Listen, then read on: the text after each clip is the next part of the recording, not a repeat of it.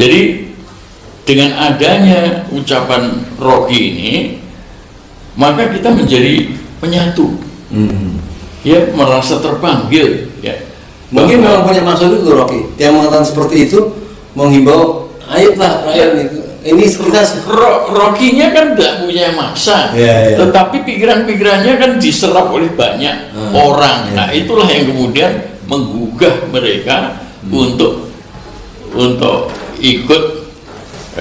Sudah saatnya kita ikut turun ke jalan gitu, ya. Saya sendiri tidak terlalu peduli dengan nasibnya si Bung Rocky itu, apakah dia bakal ditangkap, apakah dia bakal diadili atau tidak. Ya karena saya sudah ngalamin.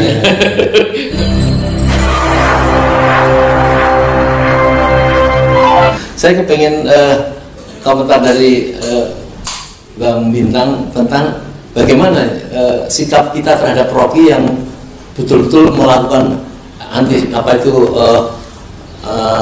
solidaritasnya terhadap rakyat ini, sampai beliau mendahului mengatakan seperti itu. Tapi kok rakyat ini kok nggak pinter-pinter gitu. Silakan Bang. Iya, kalau rakyat nggak pinter-pinter itu memang ada sebabnya.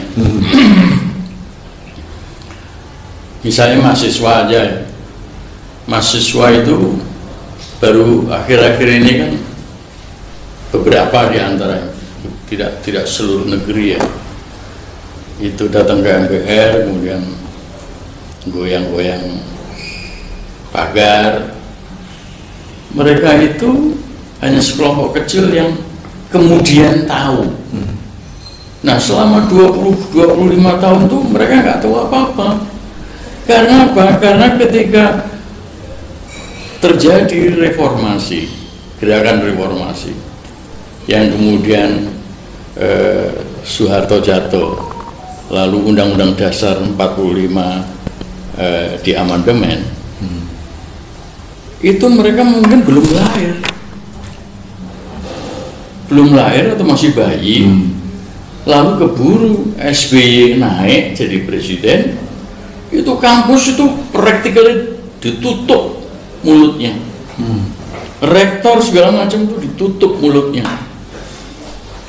mahasiswa dilarang mengkritik pemerintah, masuk ke kampus bikin mahasiswa sendiri ya, masuk ke pelataran kampus untuk menyampaikan aspirasinya, menggelar spanduk, nggak boleh. Jadi pada saat SBY menerapkan Undang-Undang Dasar amandemen itu dan dilanjutkan dengan Jokowi 20 tahun kemudian, itu practically mereka tidak tahu apa-apa, para mahasiswa itu. Lalu soal kok Rocky Gerung tidak diajak dialog, lah orang Irian Jaya Papua aja nggak pernah diajak dialog. Ketika Aceh bergolak, kok bisa terjadi dialog, terjadi negosiasi? Kok Papua yang selama itu juga 23 tahun, angka 23 tahun itu saya ingat apa? Karena peristiwa Timur Timur itu juga 23 tahun. Udah banyaklah orang mengatakan seperti itu ya, tapi kebetulan saja itu di forum buruh, ya kan, si Mas Rocky ini kan di forum buruh, lalu disorot oleh banyak media, ya kan. Nah, jadi ya bikin geram PDIP, Megawati, bikin geram banyak orang lah. Tapi mereka juga lupa, Megawati sama SBY itu memenjarakan banyak orang, belasan orang, mungkin puluhan, itu dengan tujuan menghina. Nah, setelah dicabut ya kemudian nggak ada lagi mestinya. Nah, ini baru kali ini terjadi. Itu pasal 134, 136 bis dan 137. Sebetulnya penghinaan kepada pemerintah juga sudah dicabut oleh seorang dokter yang kebetulan dituduh menghina pemerintah di Aceh, lalu habis tsunami. Dia membawa orang-orang yang tidak kebagian rumah itu mendemo si siapa itu namanya Kuntoro yang menjadi kepala otoritasan. Iya betul, otoritas pembangunan di sana pasca tsunami lah. Nah itu 154 pasal 154 KUHP itu udah dicabut juga, 154 dan 155. Nah, yang belum dicabut itu 156, itu rasial, itu kelompok orang, kelompok agama. Oh, kalau agama khusus 156A. Oh iya. Ya, itu Ahok itu kena 156A. Lalu yang belum dicabut juga menghina pejabat negara, 207 itu juga belum dicabut. Nah itu yang kena itu Asma Dewi, dia mengatakan Menteri Pertanian itu koplak karena menyuruh orang makan kerang. Jadi sama jeroan, jeroan itu makanan sapi gitu ya.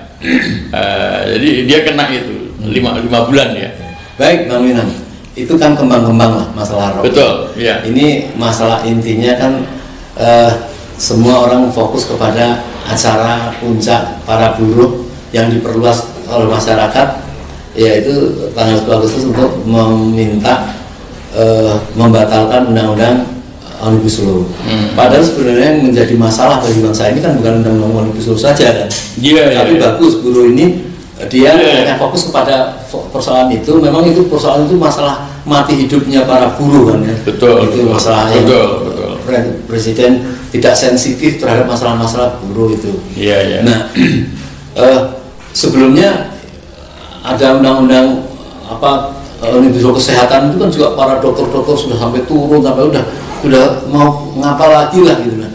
Si buruh ini kan soalnya tidak mau dia nyerah begitu saja seperti kayak orang-orang perawat, kayak dokter lemah, dia pokoknya besok itu bertekad dan dikatakan kepada para buruh kalau tidak turun ya punya dicaci maki lah. Kalau takut di PHK maka nanti perusahaan yang menghentikan orang yang mem-PHK orang yang bekerja itu akan itu. Nah, kira-kira bagaimana prediksi Bang Bintang tentang protes mereka tanggal 10 Agustus itu, yang mereka tidak akan balik kanan kalau sampai tidak dipenuhi permintaannya? Jadi apa yang disampaikan Bung Rocky di pertemuan buruh itu ya, itu sebuah blessing in disguise ya, karena justru ucapan Rocky Gerung itu kata bajingan tol bangsat kalau bisa saya tambahkan itu membuat kita semua mendukung unjuk rasa oleh buruh itu. Bukan Omnibus Law-nya saja, tetapi memang kesalahan daripada rejim ini sudah sampai puncaknya lah, sudah di luar akal. Nah, kalau mau bilang edan juga boleh, ya, sudah di luar akal itu.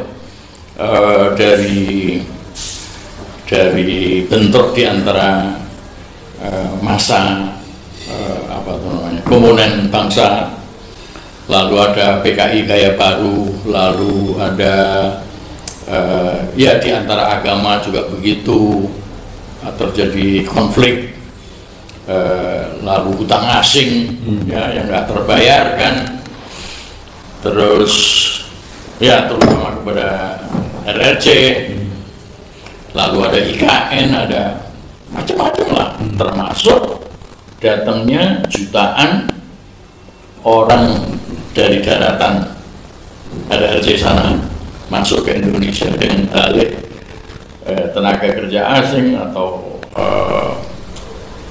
turis ya, padahal ada indikasi tentara ya kan yang terlatih memang di sana ya, pada usia tertentu kan sudah harus wajib militer ya kan. Jadi Nah, selama ini kita kan jalan sendiri-sendiri. Yang paling sering demo memang buruh, ya, karena memang buruh itu adalah menurut saya tulang punggung ekonomi, ya, dan yang paling menderita itu. Masa dari 4 juta ke 5 juta aja sampai bertahun-tahun, ya kan, UMR, ya kan, dan itu pun nggak cukup, nggak mungkin cukup. Jadi mestinya kelompok-kelompok di luar perguruan seperti mahasiswa dan pemuda pada umumnya itu harus ikut mendukung unjuk rasa para buruh itu, tidak hanya sekedar karena masalah ini adalah masalah yang dihadapi oleh buruh pada umumnya, tetapi juga rejim ini kan sudah gila, ya kan? Jadi dengan adanya ucapan Rocky ini, maka kita menjadi penyatu, ya, merasa terpanggil, ya. Mungkin memang punya maksud itu Rocky, yang mengatakan seperti itu, menghimbau, ayolah rakyat ini kita Rocky-nya kan tidak punya masa, tetapi pikiran-pikirannya kan diserap oleh banyak orang. Nah, itulah yang kemudian menggugah mereka untuk ikut. Sudah saatnya kita ikut turun ke jalan, gitu, ya. Saya sendiri tidak terlalu peduli dengan nasibnya si Bung Rocky itu, apakah dia bakal ditangkap, apakah dia bakal diadili atau tidak, ya karena saya sudah ngalamin, sudah ngalamin, dan banyak juga yang sudah ngalamin seperti itu. Tidak terlalu istimewa lah, ya, situasi Bung Rocky itu. Tetapi yang kemudian menjadi perhatian saya adalah bahwa kok undang-undang pasal penghinaan yang sudah dicabut kok dipakai lagi, gitu loh, ya kan? Jadi blessingnya itu adalah bahwa kemudian ini menyadarkan banyak orang, ya, yang juga sepaham dengan pikiran-pikiran Bung Rocky. Ini memang nggak bisa ditolerir lagi. Kita harus ikut membantu menjatuhkan Jokowi, ya kan? Kebetulan buruhnya sudah membuat deklarasi 10 Agustus, ya udah, sebentar lagi kan ulang tahun Republik, 78 tahun Republik, kita cuma dikasih sisa-sisa seperti ini kan, ya kan? Itu sudah gila-gilaan. Jadi ya udah, itu pun kemudian jadi saya mendorong Rocky untuk tidak gentar. Kalau perlu ngomong lebih banyak lagi, ya kan? Dia dicekal di Erlangga, saya juga dicekal di banyak tempat itu. Tahun 95 itu saya dicekal di banyak tempat, ya. Tetapi di ITS kebetulan saya lolos itu pas memperingati 10 Desember hak asasi manusia, jadi diundang sama ITS dan diterima rektor. Tapi sebelumnya saya ditolak sama 11 Maret di Solo, padahal saya orang Solo. Jadi dicekal itu bukan suatu kehinaan ya? Bukan. Iya, Bung Karno diapain lah, dibuang begitu. Enggak, itu jempolan itu, ya, jempolan, ya. Nah, kalau bisa saya himbau kepada yang lain-lain, beranilah menghina si Jokowi ini, menghina presiden. Karena memang perilaku presiden. Iya, memang perilakunya begitu. Kebetulan juga undang-undang pasalnya udah dicabut.